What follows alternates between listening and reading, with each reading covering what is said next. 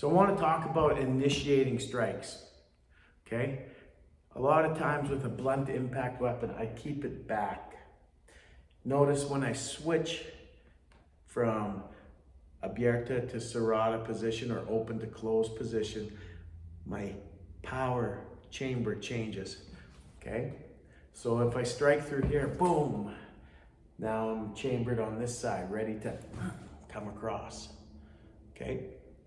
Now I'm using Master Ziggy's beautiful Hellhound walking stick to demonstrate this instead of an Eskrima stick because I walk with sticks like this all the time, so it's good to train with sticks like this, okay?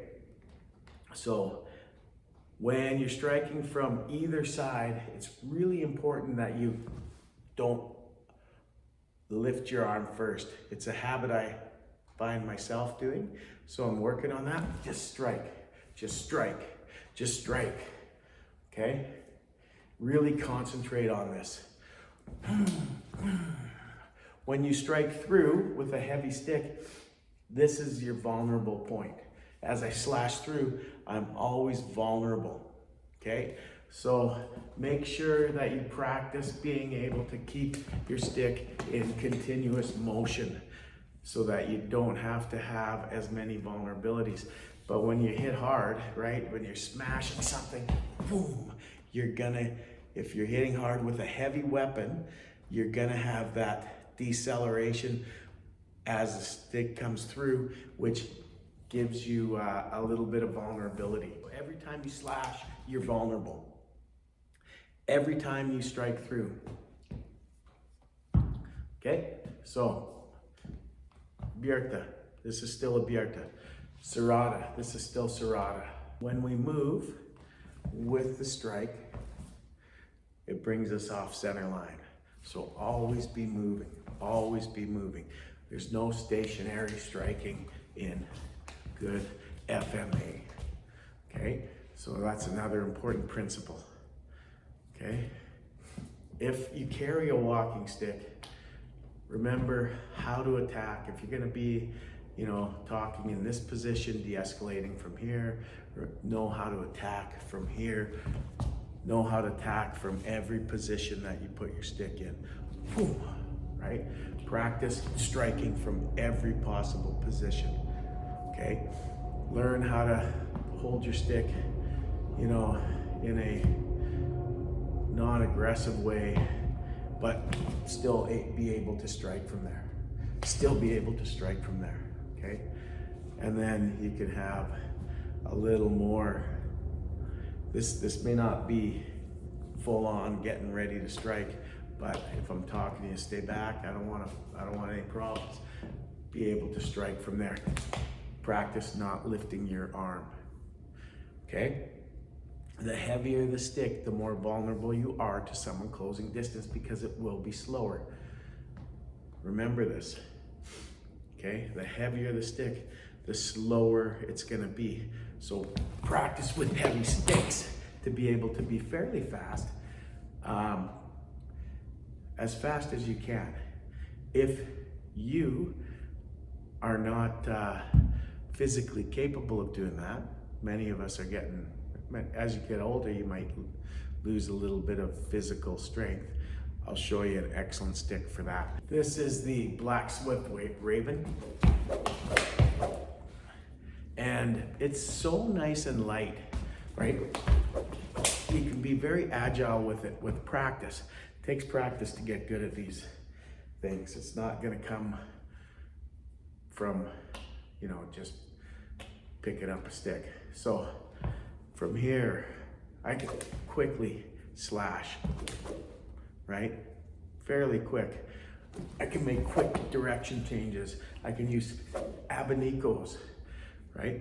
But the problem with this is, unlike Master Ziggy sticks, this won't give you a crushing impact. This will be more like a pain compliance as you smash into the face. You hit hard enough, you're gonna be ripping the skin, you're gonna be doing stuff, damage. And you can always switch to this end and hit with the hard plastic ball. But for those of you who might be a little bit more, might not have the strength for a heavy stick, this is a good alternative. And again, practice always moving when you're striking. Never stand still.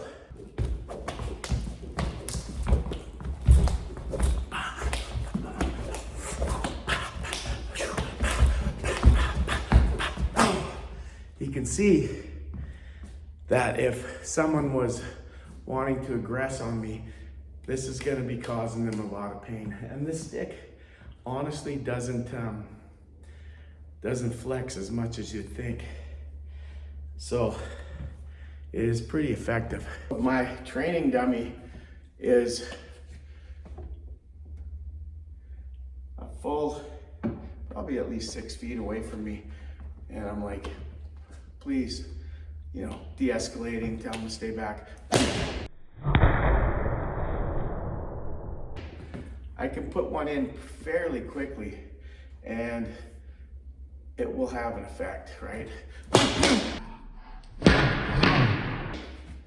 Right, if I'm hitting them in the face like that, in the teeth, in the throat, it's gonna have an effect.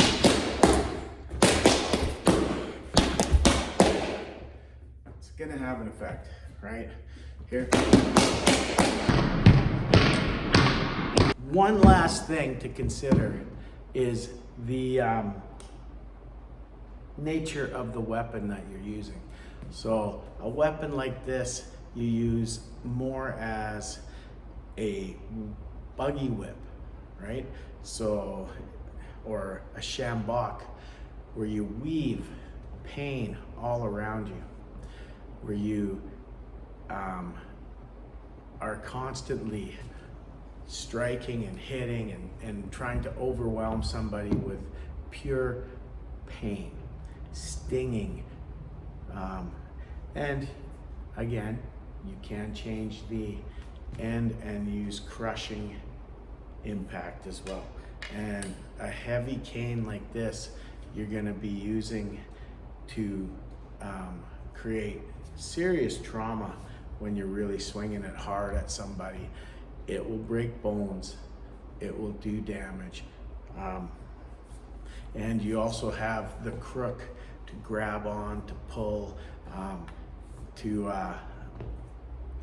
you know, cause pain with as well, to hook limbs, to hook the leg. And this is a very multi-dimensional impact tool. So these crook-top canes took me a long time to be able to say that I'm a big fan, but I am now a big fan of the crook-top because it opens up a whole new variety of fighting skills that you can acquire. So when applying Eskrima with everyday carry weapons, learn the nature of your weapon and adapt your movement to it. And if you love this kind of content, you want to learn more about impact weapons, edged weapons, self-defense, empty hand fighting, I give more detailed lessons in my Patreon. So please support and have a great day. Thank you so much.